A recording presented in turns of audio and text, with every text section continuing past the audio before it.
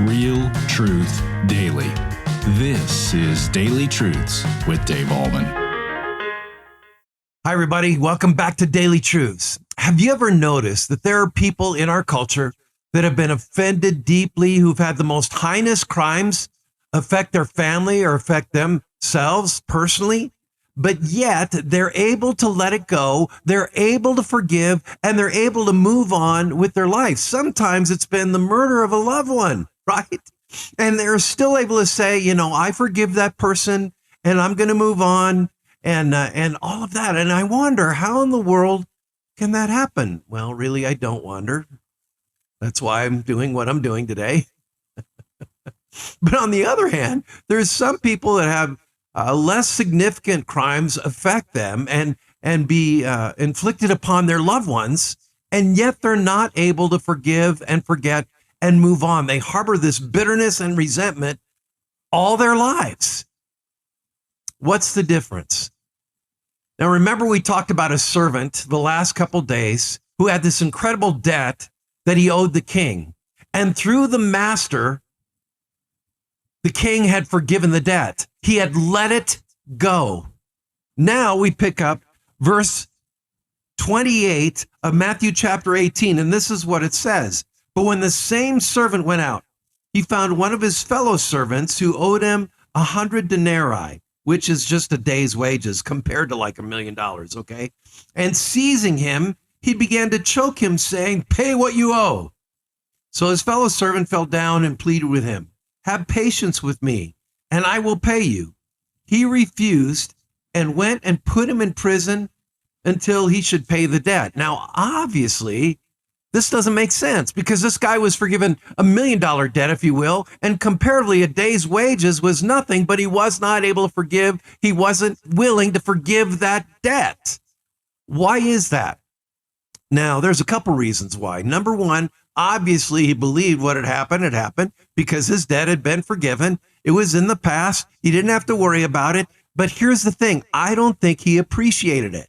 I don't think he really understood or appreciated the height and depth and breadth of the master and the king's forgiveness of that debt towards him. So without an appreciation, without a full understanding, without a full comprehension of how incredible that was that the king, the master, had forgiven that debt, he really couldn't turn around and forgive the comparatively insignificant debt of the servant, the fellow servant that owed him the money. Okay. Now, what's the application?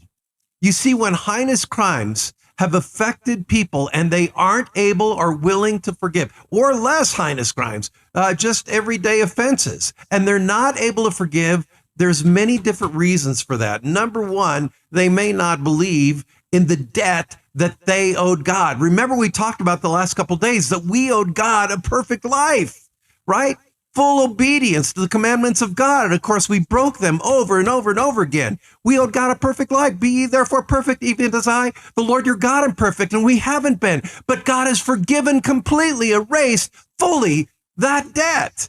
So if a person doesn't believe that, or secondarily doesn't understand it and appreciate it, how can they turn around and forgive the offenses, less offensive offenses against someone who's inflicted those offenses against them? You see, they can't because they don't understand or appreciate or believe in the debt that God has canceled through his son.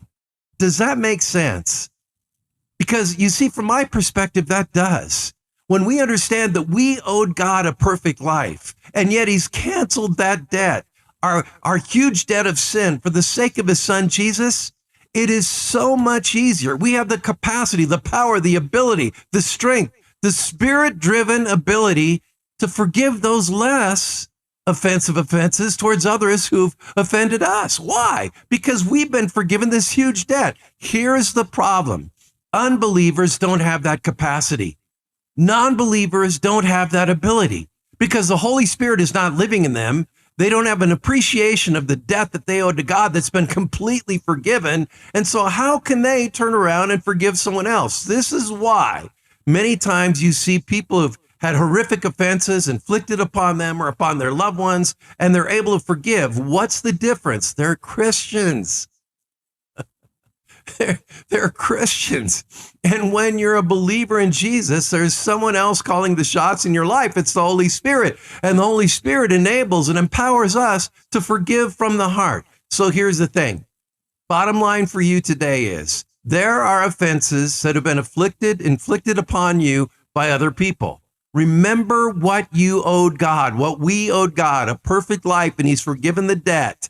Now receive that forgiveness, embrace that pardon, and turn around and forgive those offenses that have been inflicted upon you or upon your loved ones. It's the only, and I've said it many times in DT, it's the only way to live. There are so many people I know in life who go on through life harboring resentment and bitterness towards those who've offended them, and they wear it like a badge of honor. They hang on to it like it's a weight around their neck. It's no way to live. There was a book many years ago, my Max Lucado, and it was called Traveling Light. And one of the chapters in that book talked about letting go of the offenses of other people to travel light through life. You can travel through life weighed down by the offenses of other people, or you can simply, as we say in the movie Frozen, let it go. And I encourage you to let it go. This servant couldn't let go of the offenses of the debt that was owed him because he didn't appreciate the debt that had been forgiven. We do have that appreciation of the incredible debt that has been forgiven. We turn around and we forgive the debts of others. Have a great day in Jesus Christ. And that is today's Daily Truth. Thank you for tuning in to Daily Truths with Dave Allman. Pastor Dave Allman is the pastor of Mount Hope Church in Boulder, Colorado. If you feel led, would you consider giving to this ministry? Your tax-deductible donation helps us continue sharing the gospel with as many people as possible. Simply click the link in the description below. So come back tomorrow for your next Daily Truth.